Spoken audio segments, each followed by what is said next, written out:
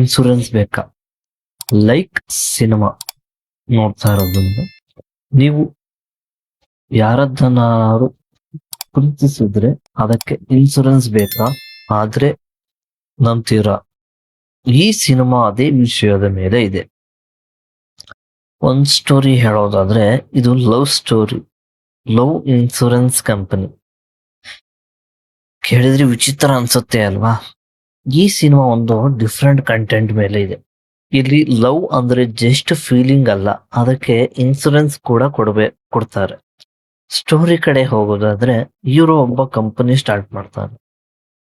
ಅದು normal insurance company ಅಲ್ಲ, love failure ಆಗಿ ಕಾಂಪ್ರೆಷನ್ ಕೊಡೋ ಕಂಪನಿ. ಹೀರೋಯಿನ್ ಜೊತೆ ಲವ್ ಸ್ಟೋರಿ ಸ್ಟಾರ್ಟ್ ಆಗುತ್ತೆ. Instant cute moment, comedy scenes ತುಂಬಾ ಇರುತ್ತೆ. ಆದ್ರೆ ಸ್ಟೋರಿ ಸೀರಿಯಸ್ ಹೇಳ್ಬೇಕು ಅಂದ್ರೆ ರಿಲೇಶನ್ಶಿಪ್ ನಲ್ಲಿ ಪ್ರಾಬ್ಲಮ್ಸ್, ಮಿಸ್ಅಂಡರ್ಸ್ಟ್ಯಾಂಡಿಂಗ್, ಎಮೋಷನಲ್ ಸೀನ್ ಬರ್ತದೆ. ಮೇನ್ ಟ್ವಿಸ್ಟ್ ಕಡೆ ಏನು ಅಂದ್ರೆ ಲವ್ಗೆ ಇನ್ಶೂರೆನ್ಸ್ ಕೊಡೋದಿದ್ರೆ ರಿಲೇಶನ್ಶಿಪ್ ಸ್ಟ್ರಾಂಗ್ ಆಗುತ್ತಾ, ಅಥವಾ ಅದು ಲವ್ನ ಮೀನಿಂಗ್ ಚೇಂಜ್ ಮಾಡುತ್ತಾ?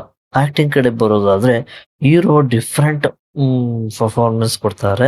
ಹೀರೋಯಿನ್ ಎಕ್ಸ್ಪ್ರೆಷನ್ ನ್ಯಾಚುರಲ್ ಆಗಿದೆ. ಮ್ಯೂಸಿಕ್ ಕಡೆ ಹೋದರೆ ಮ್ಯೂಸಿಕ್ ಚೆನ್ನಾಗಿದೆ. ಆಮೇಲೆ ಕಾಮಿಡಿ ಕೆಲವೆಡೆ ವರ್ಕ್ ಆಗುತ್ತೆ.